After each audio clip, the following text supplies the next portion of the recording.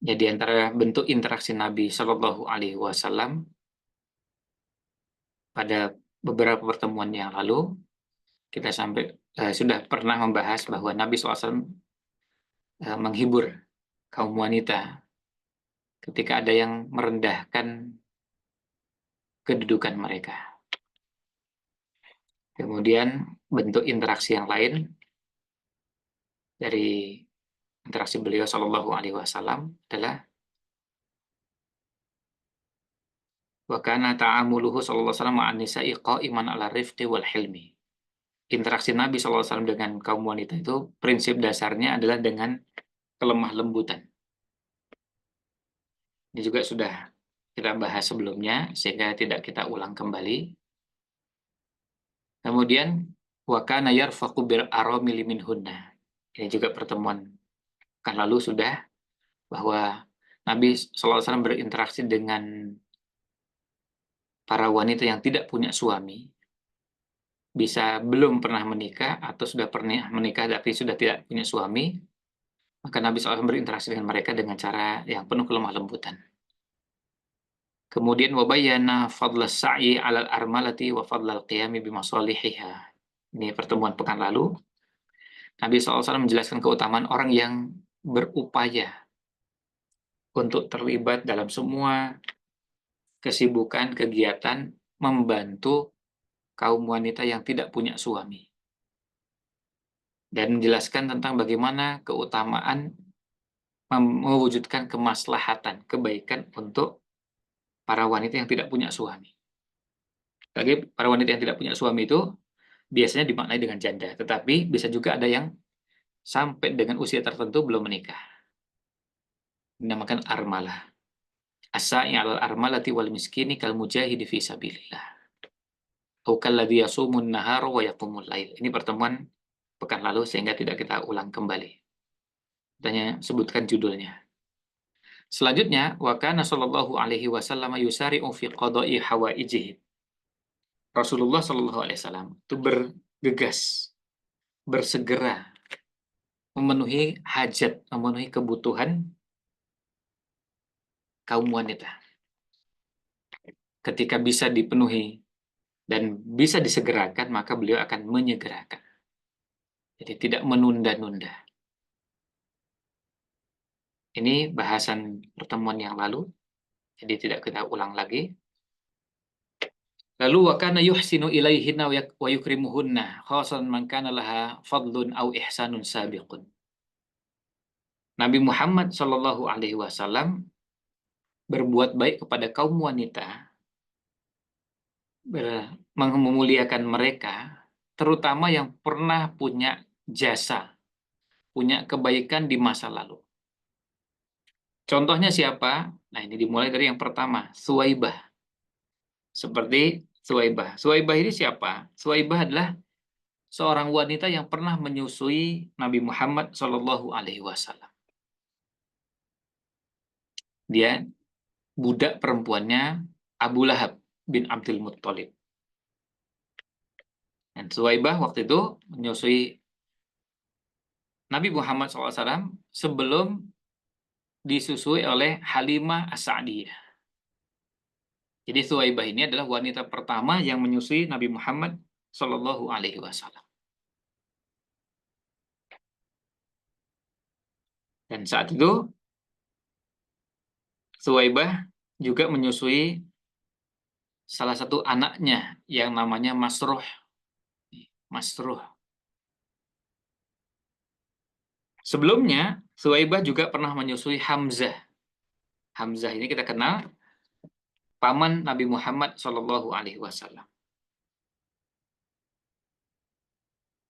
Dan setelah menyusui Nabi Muhammad SAW, Suwaibah juga menyusui Abu Salamah bin Abdul Asad.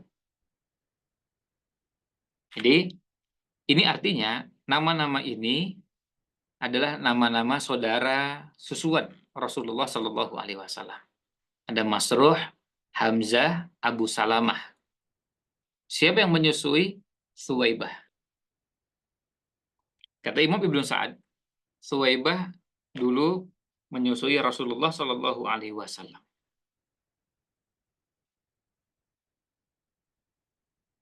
Maka Nabi Muhammad SAW pun menjalin hubungan baik dengan Suwaibah. Itu sebabnya Khadijah juga memuliakannya, memuliakan Suwaibah. Meskipun posisinya sebagai budaknya Abu Lahab. Bahkan Khadijah sempat bertanya kepada Abu Lahab, apakah budaknya itu akan dijual? Ternyata Abu Lahab enggan untuk menjualnya, enggan untuk membebaskan.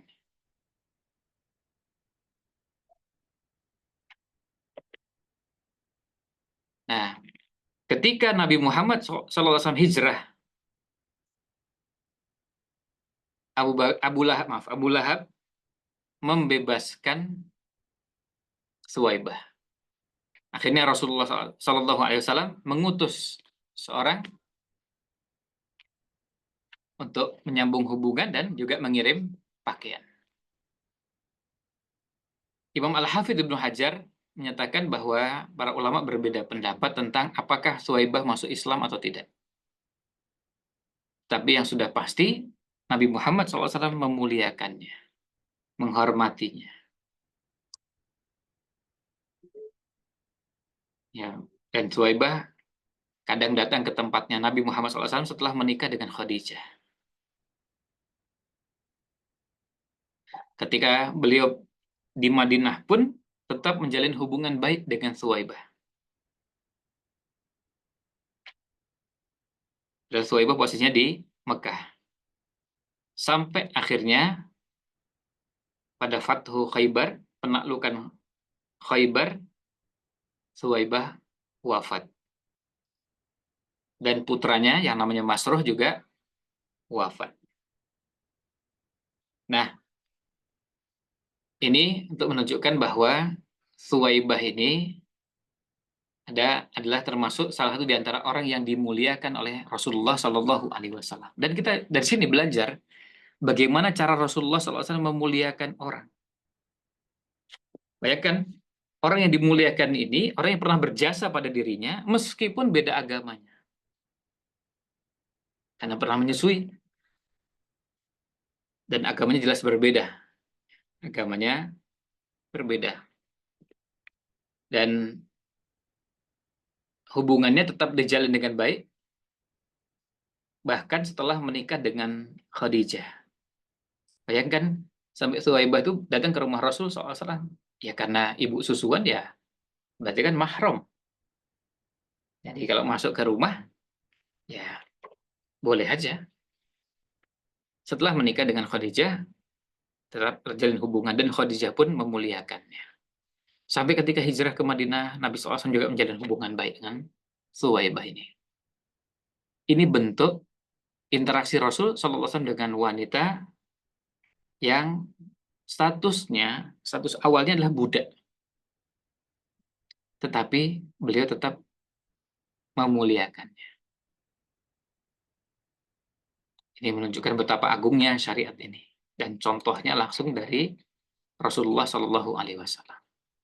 Sekarang contoh kedua, Ummu Aiman. Nah, Ummu Aiman.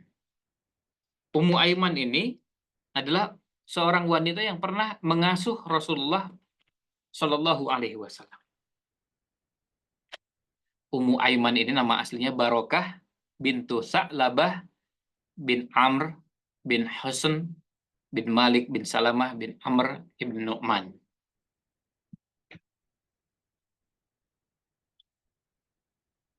Ya. Dan awalnya Ummu Aiman ini adalah wanita yang dimiliki oleh ibunya Rasulullah Shallallahu Alaihi Wasallam. Ummu Aiman. Anas bin Malik radhiyallahu an menuturkan bahwa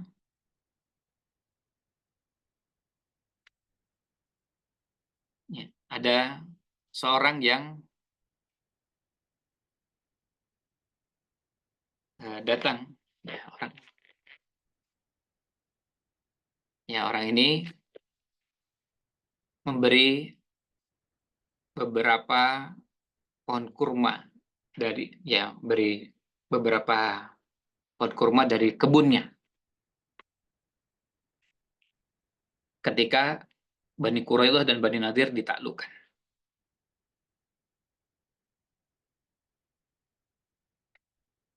Ya, kemudian singkatnya bahwa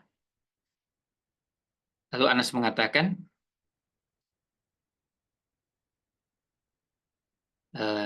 keluarga saya memerintahkan saya untuk mendatangi Nabi SAW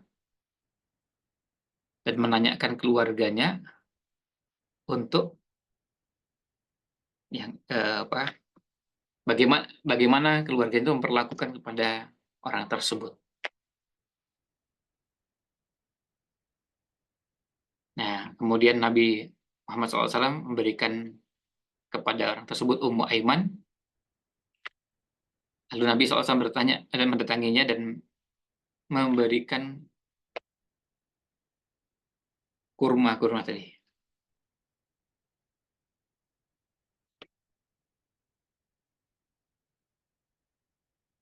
Nah,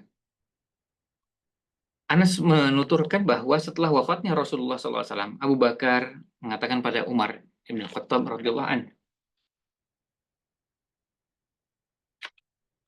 mari kita mengunjungi Ummu Aiman sebagaimana yang biasa dilakukan Rasulullah Shallallahu Alaihi Wasallam. Nah, ketika mereka sampai, Ummu Aiman menangis. Mereka bertanya padanya, apa yang membuatmu menangis? Karena untuk kehidupan Rasulullah SAW yang sudah wafat, tentu di akhirat lebih baik daripada di dunia. Ya jelas kalau orang mendapatkan surga yang Allah janjikan, tidak mungkin dibandingkan dengan semua kenikmatan dunia, meskipun berada pada puncak kenikmatan dunia, itu nggak mungkin dibandingkan. Nah, tapi kemudian Ummu Aiman mengatakan, saya menangis bukan karena itu. Bukan karena tidak tahu bahwa yang disediakan untuk Rasulullah SAW adalah surga. Itu jelas lebih baik daripada dunia.